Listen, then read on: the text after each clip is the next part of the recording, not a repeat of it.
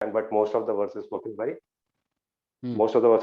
by Lord Shri Krishna, and it was spoken basically, as rightly mentioned, when Arjuna was in the mode of bewilderment, when he saw his own relatives and friends, because he had skills, the necessary skills and everything. We all know how capable Arjun was, but there was a situation when he got completely bewildered and he lost his will basically to fight, and he surrendered to Krishna. And then Krishna gave this knowledge. One thing more which I know is first six chapters is I think Gyan Yoga, and then there is in middle there is six chapters of Bhakti Yoga, and the last is six chapters of Karma Yoga. I mean, I hope I put the sequence correct, or maybe it is the other way around. But these are the three general broader classification given by the acharyas. I am referring to, of course, what has been mentioned by A.C. Bhaktivedanta Swami Srila Prabhupada. Okay, good. Then you have some idea about Bhagavad Gita. So we'll understand it from three perspectives: the Vedas, the Mahabharata story, and Bhagavad Gita itself.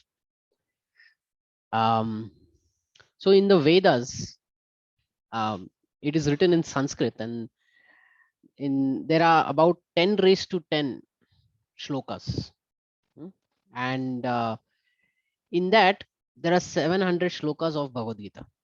So compared to the whole of Vedas, Bhagavad Gita is a very minuscule part of it, 0.000 something.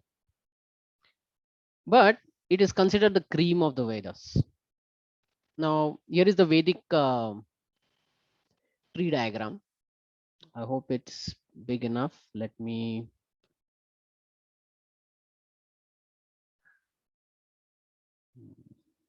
Oh, this is too big. Okay.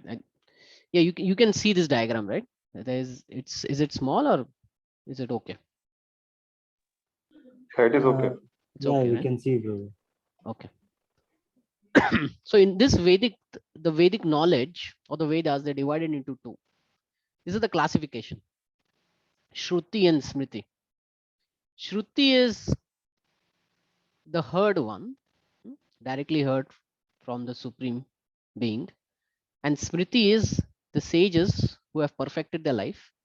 They have written and expanded on the Vedas. That is Smriti.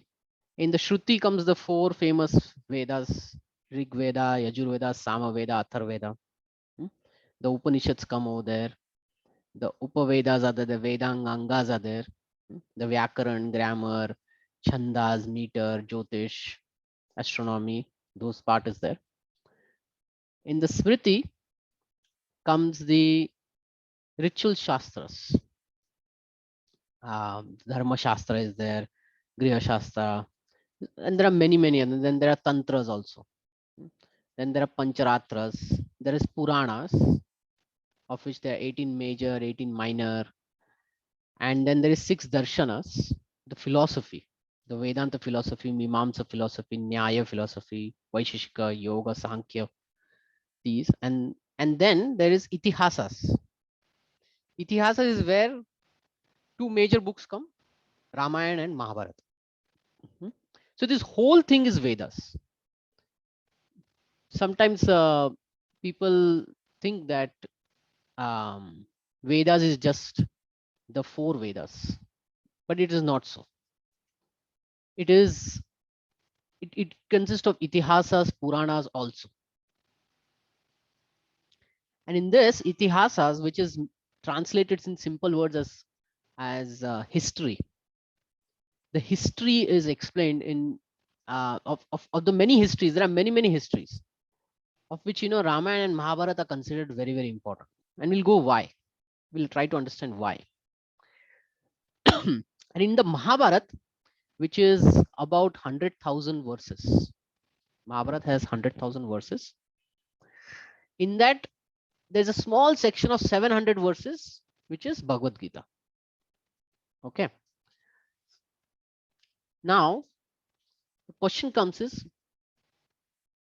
First of all, why only this history?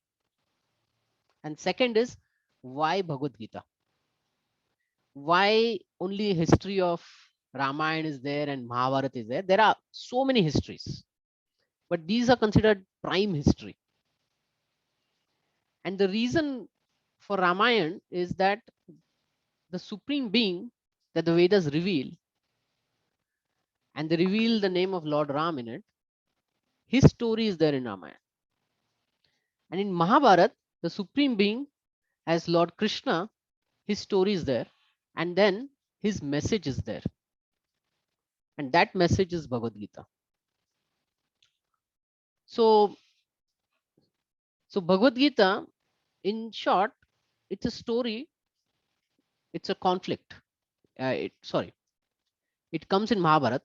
So the Mahabharata is a story, it is a family fight over a property.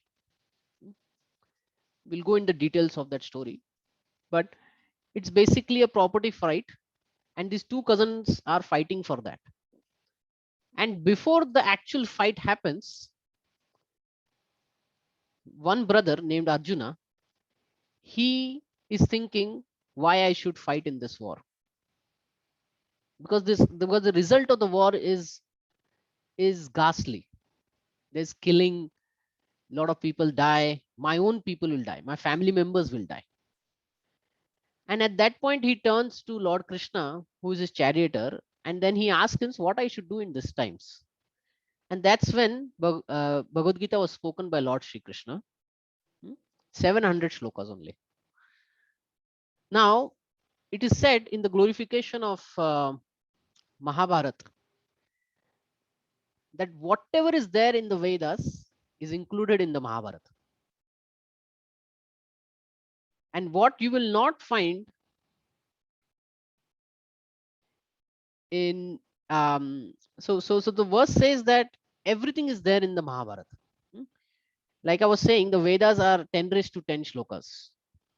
Now, everything of this, the essence of it is there in the Mahabharata, and within the Mahabharata, the topmost essence is also there, and that's where Bhagavad Gita comes. So Bhagavad Gita 700 shlokas is the topmost knowledge of the Vedic knowledge. It comprises everything. It talks about 5 topics, which we'll go in detail later, but it talks about those 5 topics: the supreme being, the jiva, karma, the material nature, and time. These 5 topics, it talks about it, and it goes into various details of it. So those things are explained in various scriptures all around the Vedas, and everything is there in one book. So that is how Bhagavad Gita becomes very important. In the glorification of Bhagavad Gita, we'll just see. I will be using this link to access Bhagavad Gita. I will just share it on the chat. It's there in my email also. So in the glorification of Bhagavad Gita, very nice verses are sung. Yeah, it's called in Gita Mahatmya. In Gita Mahatmya, yeah, in the 6th verse, it is said, Sarvopanishad Gavo. The Gita Upanishad, Bhagavad Gita, or there's another word of Bhagavad Gita is called Gita Upanishad. The Bhagavad Gita is the essence of all the Upanishads. When we see the Upanishads, sorry, they are here. There are 108 Upanishads, of which the Bhagavad Gita is considered topmost. And the interesting part of Bhagavad Gita is it comes under Smriti, composed by the Vedas, sages, and at the same time, it is a Shruti also. Originally heard from the Supreme Being. It is both. And when we go into deeper into Bhagavad Gita, we will understand why it is like that. So yeah, so it's a Upanishad also. It is the essence of all the Upanishads. Upanishads are basically knowledge. They're talking about spiritual knowledge. They're talking about reality, which is above this mundane reality. And in that, Bhagavad Gita is the topmost. And Gita Mahatmya says that Upanishad is just like a cow, and Lord Krishna is, who is famous as the cowherd boy, is milking this cow. Arjuna is just like a calf, and the learned scholars and pure devotees are to drink the nectarian milk of Bhagavad Gita. So a very nice example is given, like Bhagavad Gita is like a cow, so it's going to give milk. But do you know when the cow gives milk? Only if the cow has a calf, it has a baby, then only it gives milk. Now, those who are parents in this call, they understand that the mother will have milk only when the baby is there. When the baby is not there, there is no milk. So if the cow wants to give milk, there has to be somebody who's a calf, who needs to be a baby. So Arjuna is the baby. And then to milk the cow, you need a person. And Lord Krishna acts as the milkman, the cowherd boy who milks the cow. And Arjuna is there as a baby. And Bhagavad Gita looks at the baby and then gives the milk to Lord Krishna. And then Lord Krishna distributes it to Arjuna and all the learned scholars and pure devotees. And all those who are interested in knowing about Bhagavad Gita. They all come as the recipients, the drinkers of Bhagavad Gita milk.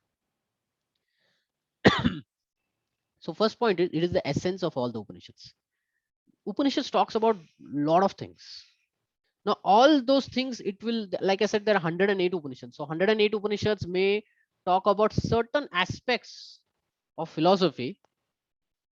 And Bhagavad Gita talks about all the aspects of philosophy. So everything you will find in this one book, in this one set of 700 shlokas, 18 chapters. And Gita Mahatmya then, gives much more glorification. It says, Ekam Shastram Devaki Putra Gitam. So we can read this. It is interesting. In this present day, people are very much eager to have one scripture, one God, one religion, and one occupation. Right? Today world, everyone wants only one scripture, one God. I don't want multiple things, I want only one thing which will work for all, right? That's what human nature is. And today we are looking for that. And Gita Mahatmya says, if you want one scripture, one God, one religion, here it is. Ekam Shastram Devaki Putra Gitam. Let there be only one scripture, one common scripture for the whole world, Bhagavad Gita. Eko Deva Devaki Putra, let there be only one God for the whole world, Sri Krishna. Eko Mantra Tasya Namani, and one hymn, one prayer, one mantra. The chanting of his holy name, Hare Krishna, Krishna Krishna, Hare Hare, Hare Ram, Ram Ram, Hare Hare. And let there be only one work only, the service of the Supreme Personality of Godhead. So Gita Mahatmya glorifies Bhagavad Gita because Bhagavad Gita, it says it can become the one scripture for the whole world. Today, we hear about a lot of fights going on over religion, right? But here Gita Mahatmya says we can resolve everything if everyone takes to this one scripture, Bhagavad Gita. Now one may say, oh, this sounds to be like a Hindu religion, and then Hindu religion is saying, oh, let's have only one scripture. Well, it's not like that. Bhagavad Gita is a very universal knowledge. The knowledge that is given in Bhagavad Gita is universal. It is not sectarian. It is above the mundane materialistic knowledge. It talks about the supreme being, the nature, the karma, the action reactions, the time. So all this knowledge is not sectarian. Sectarian means it doesn't belong to one group or something. It is common to everyone. Everyone can understand it and apply it in their life. So that's where this one scripture can help. Some few years back in Russia, some Orthodox people were talking about Bhagavad Gita, and they said that we should ban this Bhagavad Gita book. But when the case was done in a court to prove that Bhagavad Gita is a fanatical book, they were not able to conclude that, because there is nothing fanatical in this book. When the court judges, the advocates, they read Bhagavad Gita, they didn't find anything that will make a person fanatical. So that is the supreme nature of Bhagavad Gita, that it doesn't make a person fanatical. It gives a very clear clarity.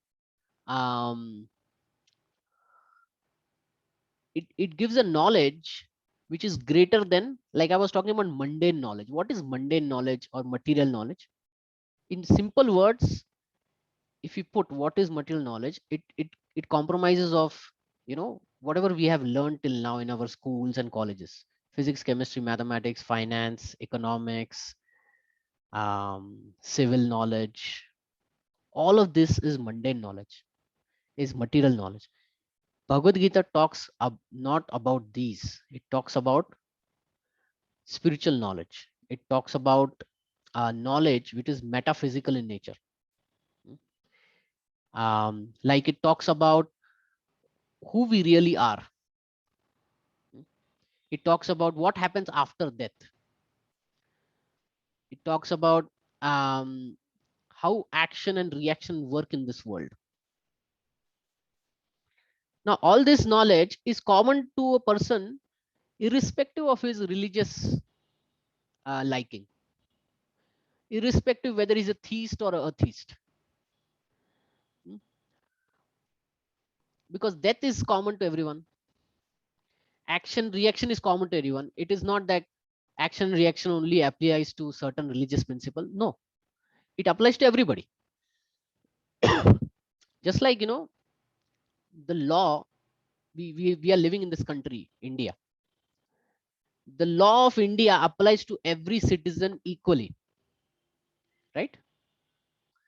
It is equal to everyone. It is not that for a certain person it is different or something.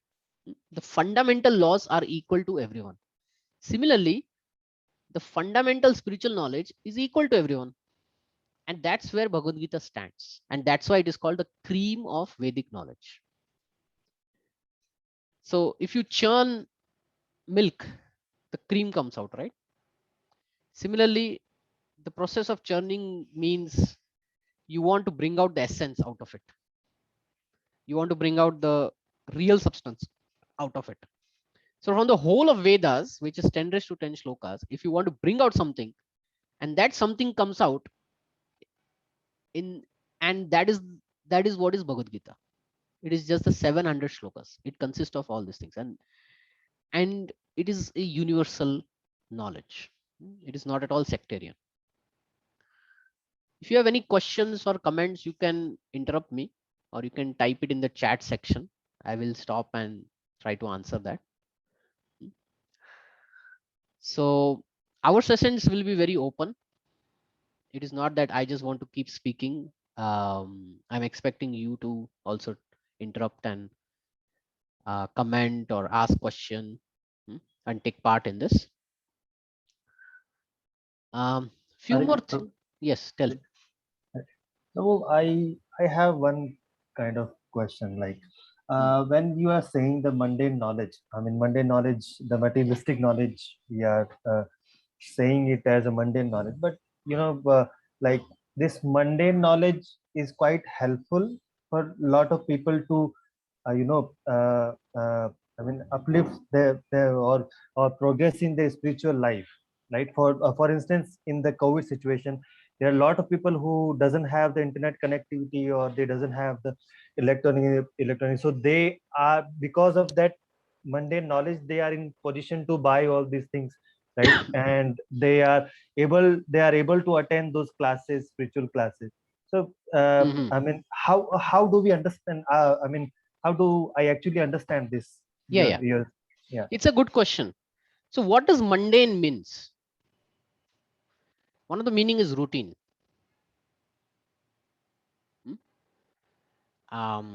Yes, sir. Okay.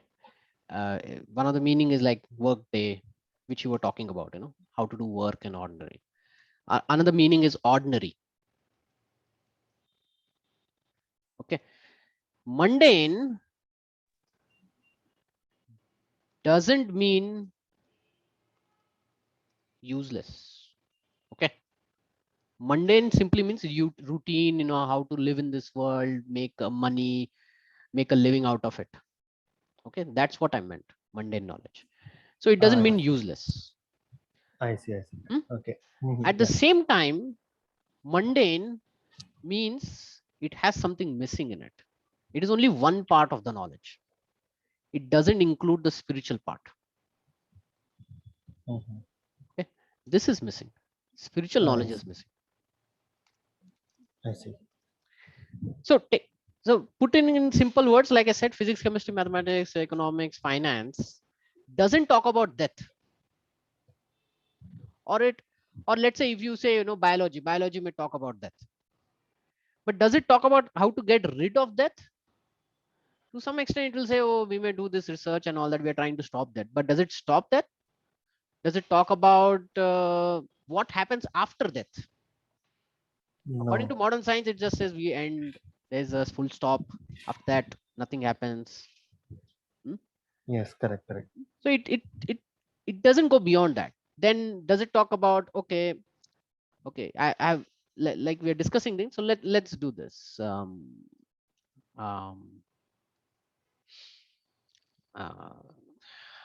What to say? Scenic picture, Okay.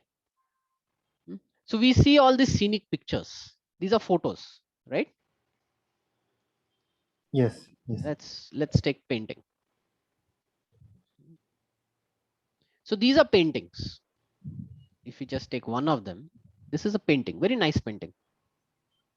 When we look at a painting, if you like it, then we know that this is done by a painter, right? Like here, if you see, the painter is actually using a brush and painting it, right? Correct. Yeah. Now, if I say scenic pictures, if you go back here, now these are actual pictures of the mountains and all that. So beautiful. Now, when modern man admits that a painting needs a painter, when we see this nature, a whole thing working, who is the designer behind it? That's the question the modern science doesn't answer. It says it happens on its own. Okay. And that's where religious texts, spiritual knowledge, they come and they say, no, there is a person behind it.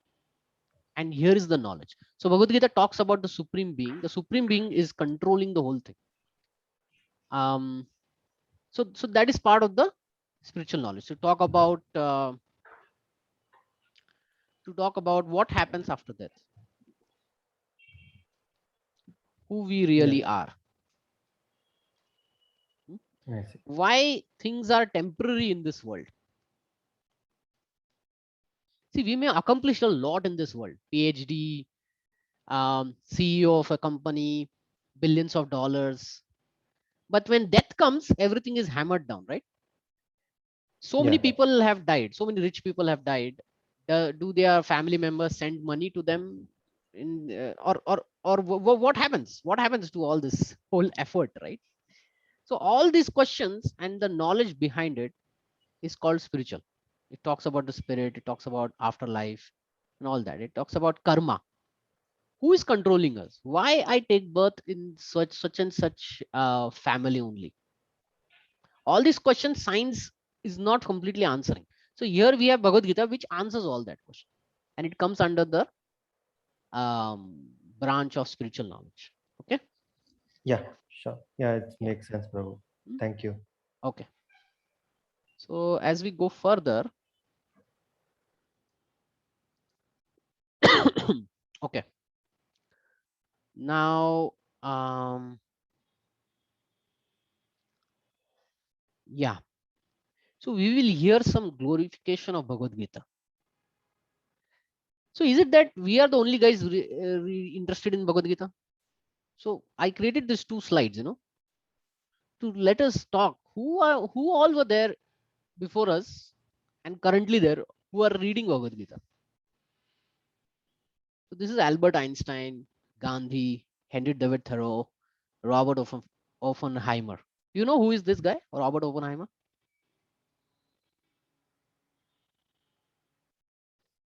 So when the first atomic bomb was exploded in America, the Manhattan Project, he was the lead scientist, the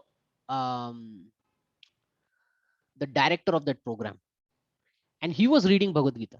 So the first time when he saw the bomb exploding and the bright light and the power that the atomic bomb created, he said some few words, and those words come from Bhagavad Gita. So he was reading Bhagavad Gita. We have other people like Jawaharlal Nehru. So these are Indian people. Ralph Waldo Emerson, this is American philosopher. Lokmanya Tilak, politician. Einstein, we all know, great scientist. Henry David Thoreau is a philosopher in America. And like that, there are many, many who have written. Few we will read. Yeah, Henry David Thoreau. So this person is a very famous philosopher. He speaks very nicely. He was there in he was living in the about 100 years back. So he somehow got Bhagavad Gita and he was reading it, and he said like this: in the morning I bathe my intellect in the stupendous and the cosmogonal philosophy of Bhagavad Gita, in comparison with which our modern world and its literature seems puny and trivial. So this is what he's saying: the mundane knowledge that we read, even the mundane literatures that we read, it is very small, minuscule in compared to what is there in Bhagavad Gita.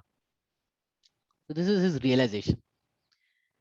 Albert Einstein said, when I read Bhagavad Gita and reflect about how God created this universe, everything else seems so superfluous. So he's a scientist, and all the scientists have this one thing in their head, like a urge. I want to know how this world was created, and they start from that. Some end up with electrons, microns, and neutrons and atoms. There was a Nobel Prize winner, and he in his lecture said, I actually wanted to know how this world was created, and I ended up with atoms, and he got a Nobel Prize to discover that atom. So in his speech he said like that. So all scientists are basically trying to cover trying to understand, trying to find out how this world started. And same, Albert Einstein also had the same urge, and he was reading Bhagavad Gita to find out.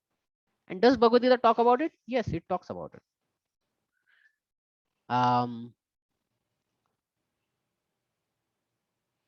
Okay.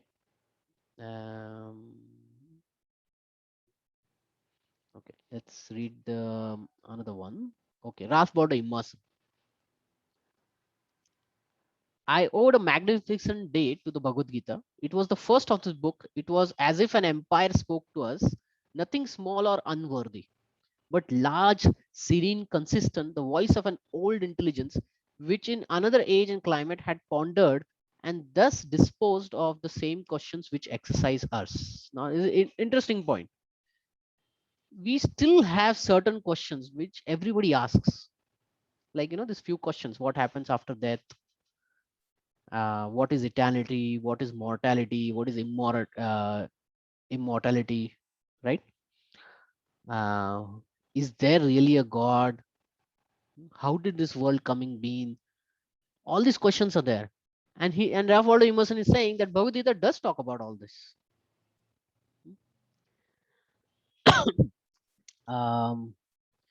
And Gandhi, he said a very interesting thing which I have included in my email, and which is very relevant to us in today's world.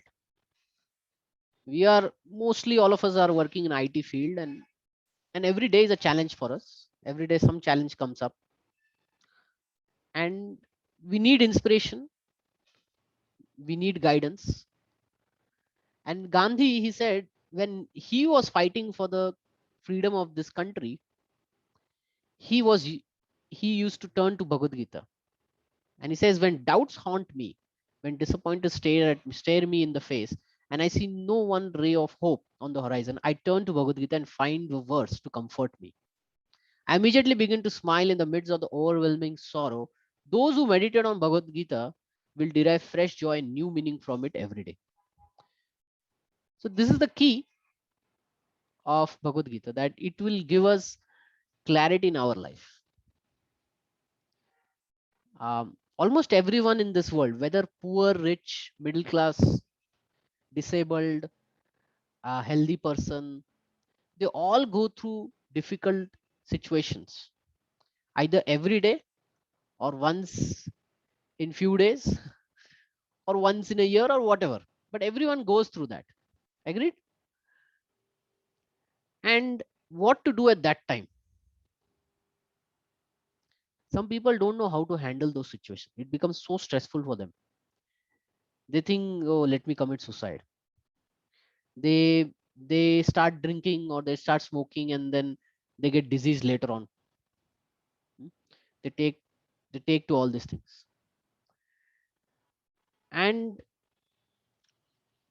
instead of those destructive solutions, the solutions which actually ultimately destruct us, Bhagavad Gita was also spoken in a very stressful state. It was spoken in a battlefield. Battlefield is where people are going to fight. There is life and death scenario, right? It's not that everyone comes out from there, it's not like a cricket match where they just play for a few hours and they come back. Battlefield is where you will lose, somebody will lose his life or will become disabled, something will happen, something terrible will happen. And that's where Bhagavad Gita was spoken. So you can understand, if something is spoken or is discussed in a very stressful situation, then it has to be very important, right? Like somebody is having a heart attack and then they are rushed to a hospital,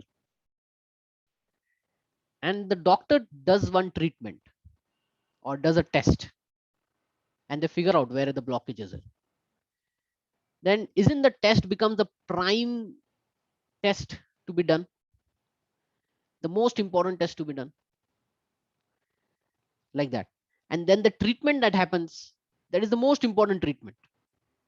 Similarly, Bhagavad Gita also was spoken in the most difficult situation, and it resolved the stressful condition of Arjuna.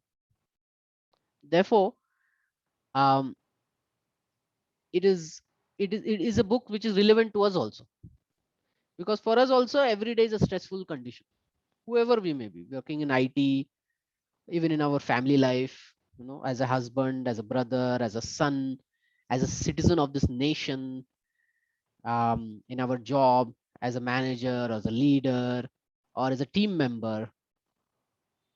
So many situations come in our life. If we are driving on the car, in a car or on a bike, so many situations comes, stressful conditions. Presently, what is the most stressful condition that is happening? What is the most stressful scenario that is happening? COVID, right? Coronavirus. This virus, which some scientists said, if we collect all the coronavirus that is there in the whole world, it will just fit in one Coca-Cola bottle. That small Coca-Cola bottle that comes, right? Aluminium small bottle. It will fit.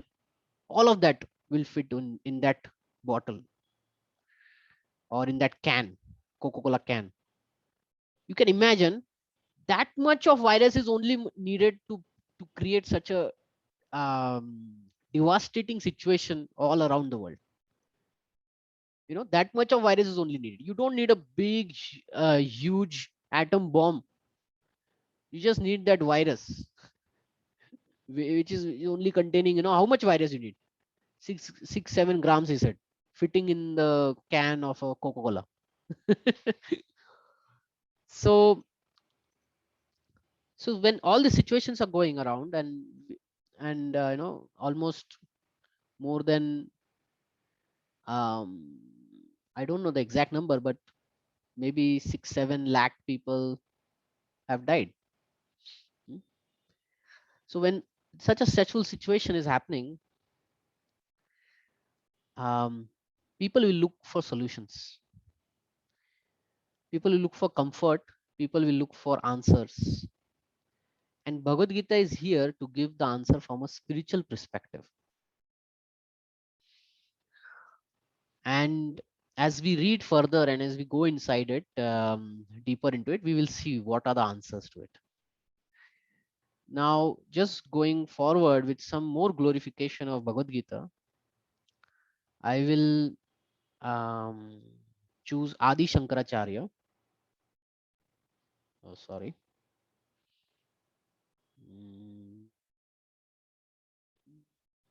Search by author.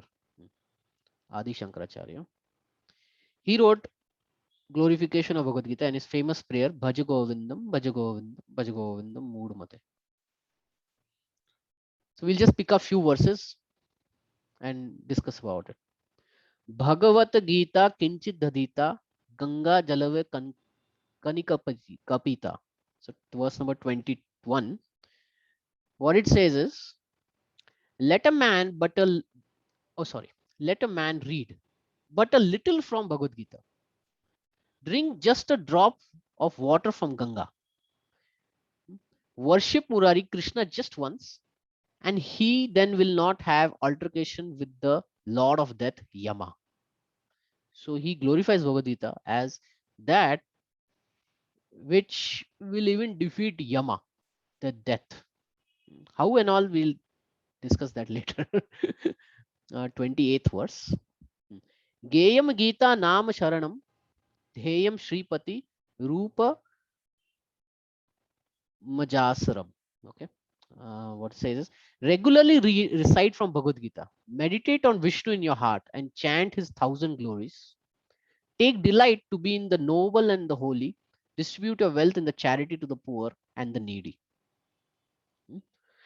So, he says every day, if we can take a little bit of Bhagavad Gita, just like, a drop of Ganga water can purify us, that much if we take little everyday Gita, then its benefit is way beyond our understanding, beyond our imagination. So this is how he glorifies Bhagavad Gita. And of course we have the Gita Mahatmya also. It says one may cleanse himself daily by taking bath in water, but if one takes bath even once in the sacred Ganges water of Bhagavad Gita, for him dirt of material life was altogether vanquished. We take bath and we become clean for that day. Let's think of some bath by which we will become clean for all our life. And that's where Bhagavad Gita comes. Its bath will make us clean. Now, what is that clean? What's dirt we have? We have the dirt of material life. And that whole dirt will go away. So Bhagavad Gita is like a soap which cleans our dirt, and that dirt is the mundane dirt that is there in our consciousness. It is the dirt of fearfulness. It is the dirt of envy, anger, lust. That all Bhagavad Gita can clean off. And it can give us clarity in life. I always say like this, clarity in life. Why? Because this is one thing of Bhagavad Gita that has attracted me. And that's why I am reading and discussing Bhagavad Gita for more than 15 years. And it is not just theory. It has a lot of practical things also. So much practical that it is not just for you. Even a child can practice. It has such practicality. There are certain verses later on we will see in certain chapters that even a child can also do. Whether they understand Sanskrit, whether they can speak or don't speak, they can start doing something which is already Bhagavad Gita is saying. And that is the power of Bhagavad Gita. It is not a theory book which doesn't result in practical. No. Here, practicality is very straightforward, very clear, and very easy to do. So we will get into the details of what all I said. But yeah.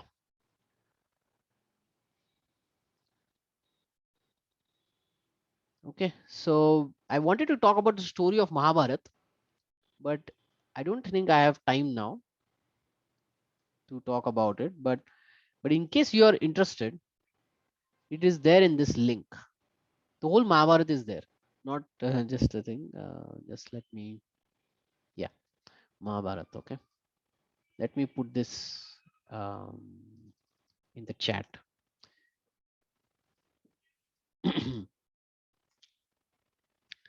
Mahabharat is amazing story which happened 5,000 years ago. Okay, and it's a property fight. Like I said, property fight between two brothers.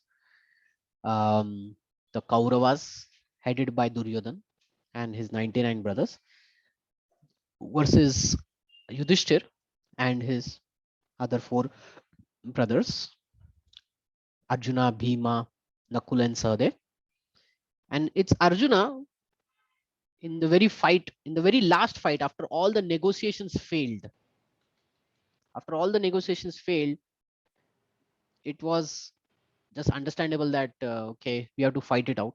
Whoever stays, whoever wins this battle will ultimately get the whole kingdom. So war, if it has to happen, it has to happen after all the negotiations fail. Okay. So Mahabharata teaches this thing, that first we have to negotiate. First we have to see if we can, with some good reasoning, if we can resolve this conflict. Any conflict if we take in this world, if with just dialogue, if it gets resolved, it is great. Then we may involve some very great experts to resolve it. But if one of the parties is very adamant, not able to, give up and all that, it's very selfish in mind, then ultimately war will happen, which is what Mahabharat war happened. Okay, and it happened in the month of December, 5,000 years ago.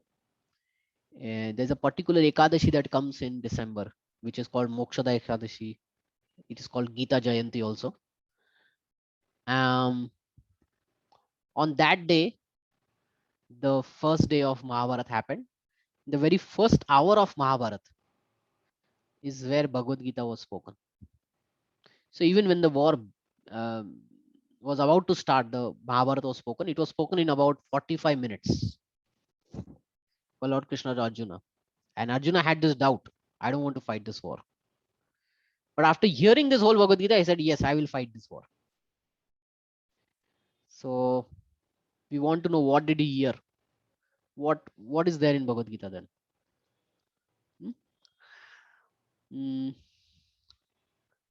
So let's open up for some questions. If you have, I have 5 minutes to 2 p.m. So any questions or comments? Yeah, Hare Krishna Prabhu. Yes. Two questions actually. First is there any recent examples of any leader or personality whom we can quote who refers to Bhagavad Gita? There are many actually. There are many. I think one of them is Narendra Modi. Yeah, Narendra Modi is there, but let me point out another person. Yeah. So he's a famous, Will Smith is a famous Hollywood actor, and he, after acting for so many years, I put the link in the chat. He spoke very nicely about Bhagavad Gita. So he has some really good realizations of Bhagavad Gita after he read. So you can find that in this link. And then there are many people in today's world who read Bhagavad Gita. Okay.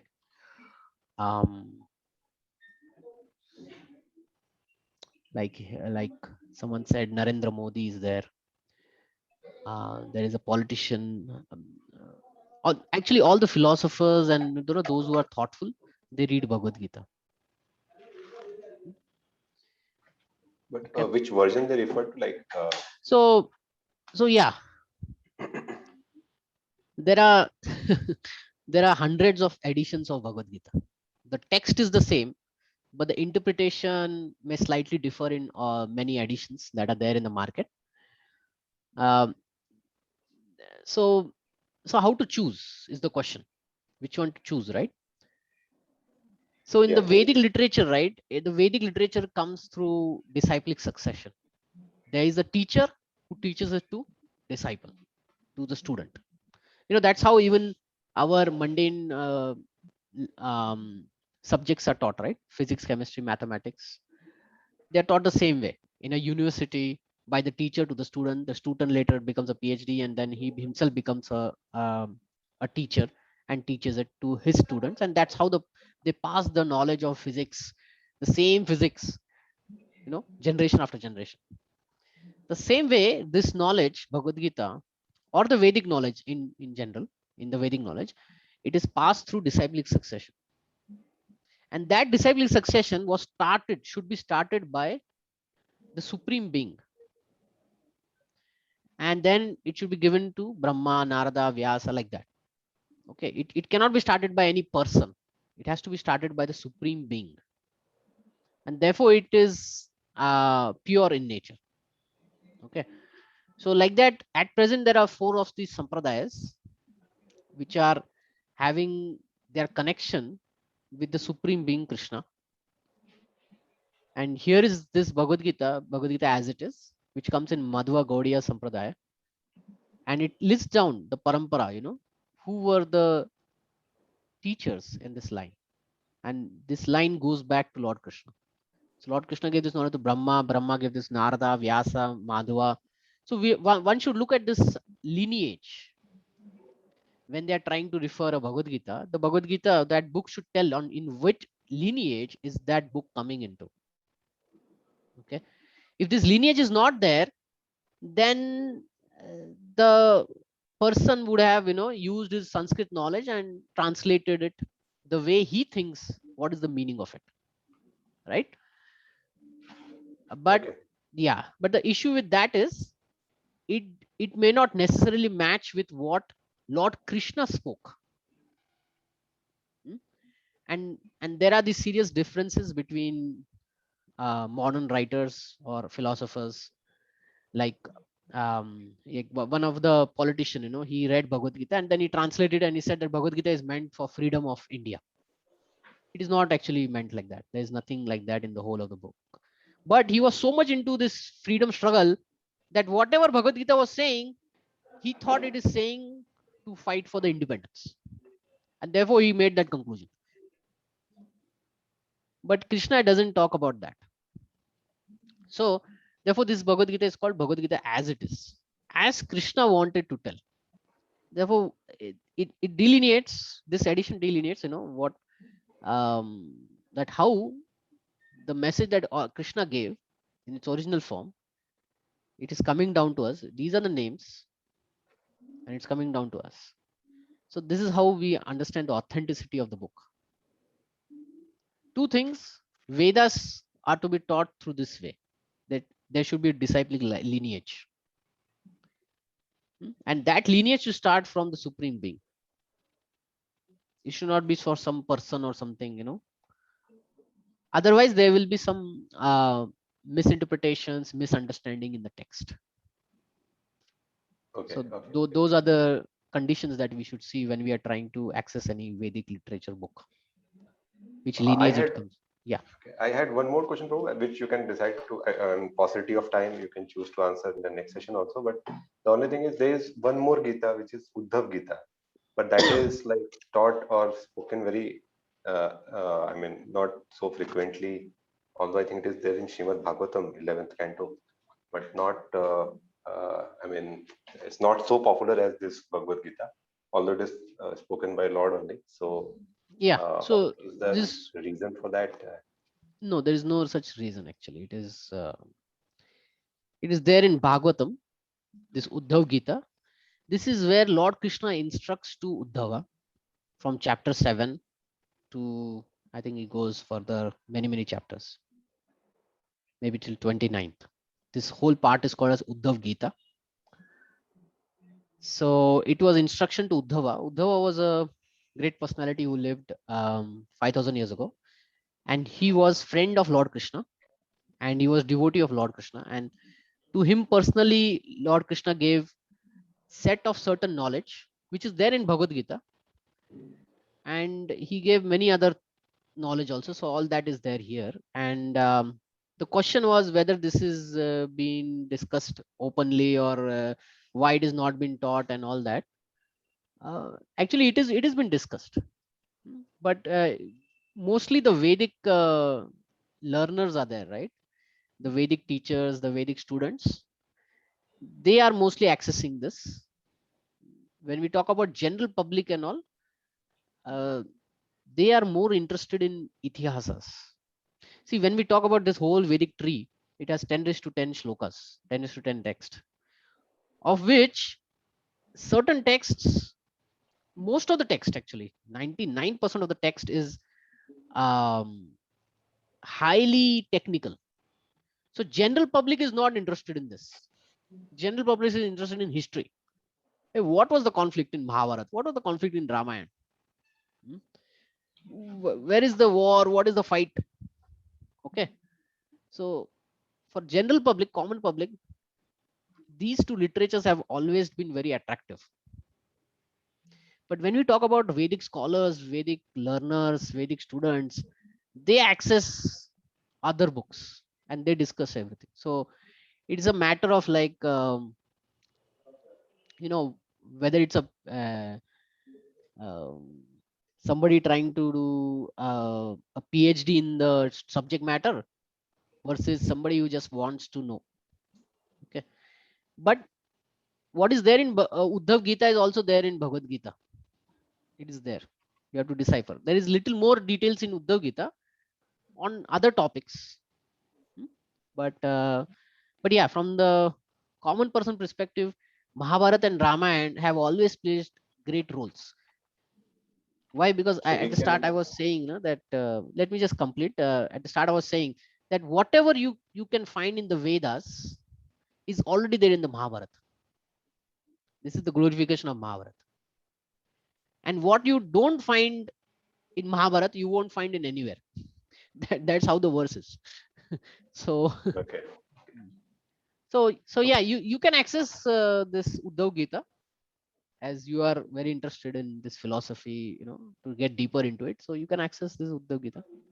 Common person is mostly interested in stories, but So we can say that Uddhav Gita contains this plus few things more. So it's like this Gita would be like a subset of Uddhav Gita. actually it's an expansion. Achha, It's an okay. expansion of Bhagavad Gita with stories in it. Pingla stories there. I think the Avdut Brahmana, Avanti Brahmana, the stories of Ananda Brahmana. So it's a story, it's a dialogue, and much details are given of Varnashram Dharma, of pure devotion service. So details, much more details. Now these 3 modes of material nature, right? Here it is 25th chapter, right? Exactly one full chapter is dedicated in Bhagavad Gita on this. Okay. Yeah. So you can say it expands on the meaning. Okay, great. Thank Yeah. you. Thank you. Okay. So any last question or comment before we close? Prabhu, why are we having this session on Friday only? I mean, can we can't we have it on some, because it's right now we are not going to office, so right now we will be able to attend, but once we start going to office, so we sometime have to skip, sometime like right now, just now I had a meeting, so I just drop the phone side and then I attend the Oh, meeting. okay, So okay. yeah, So, that's why I'm asking. so the whole idea was, so my assumption over here is that 1 to 2 p.m. is the lunch time. Yeah, I see. Okay. For India, 1 to 2 p.m. is the lunch time, is what is my assumption. And why Friday is because sometimes, because there's a understanding in many companies that Friday we don't want meetings, it may differ in other companies. Some companies I don't care, see. but and second thing is, we wanted this Gita reading program for working professionals to be in the weekday only, and to be in Okay. the time like lunch time, and people can join. And Friday is a day, sometimes at this Friday lunchtime, right? um, Mhm. if in the pre-COVID times, generally Friday lunchtime, colleagues come and they go out for lunch, right? Yeah, yeah. So so I thought, yeah, this Friday time is sometimes suitable. So it is with some assumptions, and it may not be true to everybody. So try your best, try your best. If I choose any other day, right, then this slot may take up, some meeting may take up.